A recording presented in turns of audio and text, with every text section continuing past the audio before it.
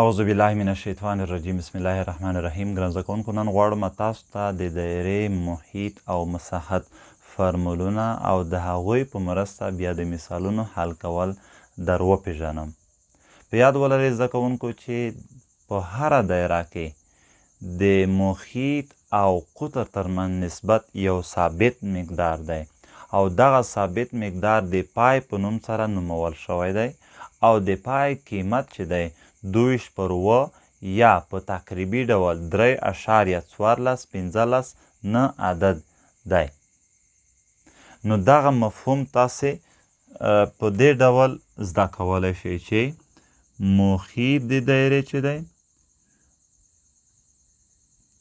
او قطر د دایرې چې دی د دې نسبت هغه ثابت مقدار کیږي چې موږ یې په پای سره نومو او د پای قیمت چې دی 2.7 دی او دا په تقریبي ډول موږ 3.1415 نه په پام کې نیسو او په ډیری محاسباتو کې بیا 3.14 عدد په پام کې نیول کېږي ځکه چې له دې وروسته عددونه کم ارزښته رقمونه دي. نو که چیرې اوس موږ د دایرې محیط په سی سره ونومو او د دایرې قطر په ډي سره ونومو او پای په خپله ولیکو، هر رقم چې مخرج ونه لري مخرج یو ورته لیکلی شو. اوس که چیرې دغه طرف وسط شي د دایرې محیط فرمول لاسته راځي سی په یو کې سی پای په ډي کې پای ډي. نو دغه د دایرې د محیط لپاره یو فرمول شو. تاسو پوهیږئ چې یو قطر د دوو شواګانو سره مساوي کیږي.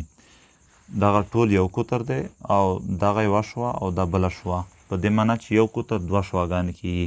نو که چیرې د قطر پر ځای دوه شواګانې ولیکو نو د دایرې محیط فرمول به په دې ډول وي چې 2 پای آر. نو له دې فرمول څخه به هغه وخت کار اخلو چې موږ ته په مثال کې د دایرې شوا اندازه راکړل شوې وي او له دې فرمول څخه به هغه وخت کار اخلو چې د دایرې د قطر اندازه راکړل شوې وي. نو دغه دواړه د دایرې د محیط فرمولونه شول.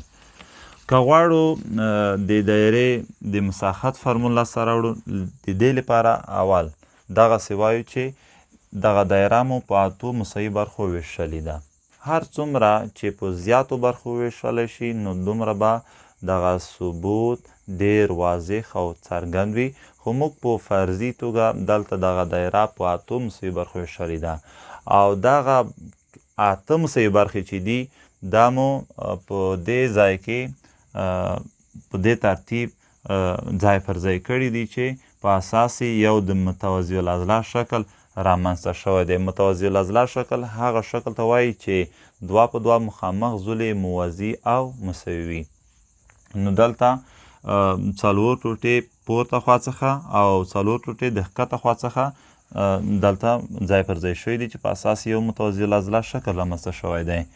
نو دلته دا چې 4 ټوټې د پورته خوا څخه دي او 4 ټوټې د ښکته خوا څخه دي، نو دا په دې معنی چې دغه د دایرې محیط نیم شوی دی.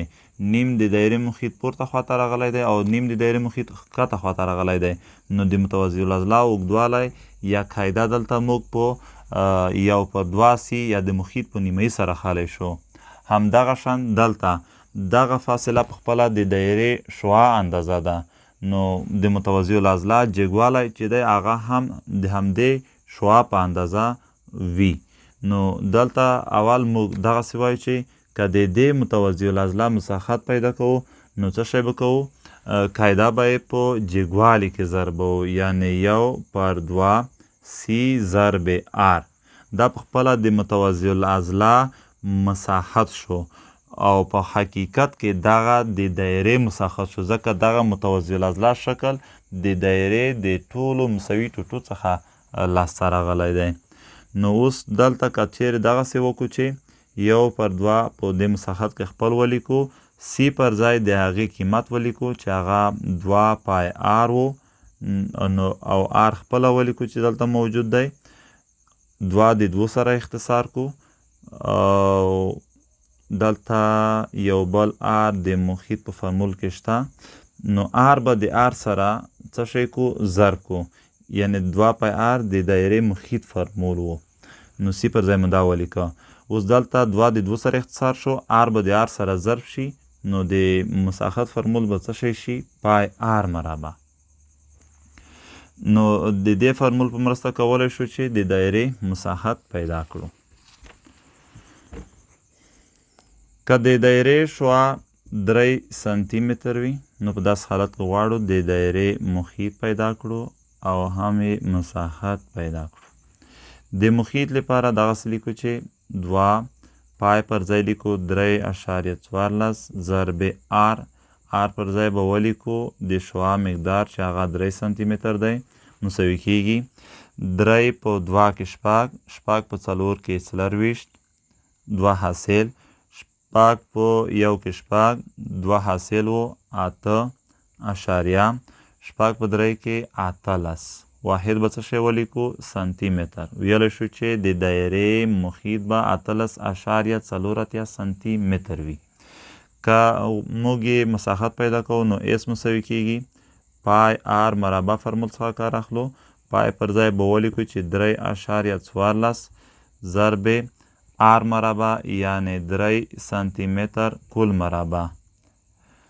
3.14 اول به خپل ولیکو، 3 مربع به نشي، سانتي متر مربع به خپل ولیکو. اوس دا سره ضربو، دا چې ضربو نو دغسې لیکلی شو. 9 په 4 کې 18، 3 حاصل، 9 په 1 کې 9، 3 حاصل و 12، 2 1 حاصل، اشاریه به ولیکو. 9 په 3 کې 28، 1 حاصل و هغه به څو شي؟ 28. واحد څه شی پاتې شو؟ سانتي متر مربع. نو ویلی شو چې د دایرې مساحت به 28.26 سانتي متر مربع وي. زده کوونکو درس همدومره بس وي. هیله ده چې خوښ شوی او زده شوی مو وي. تر بیا الله مو مل شه.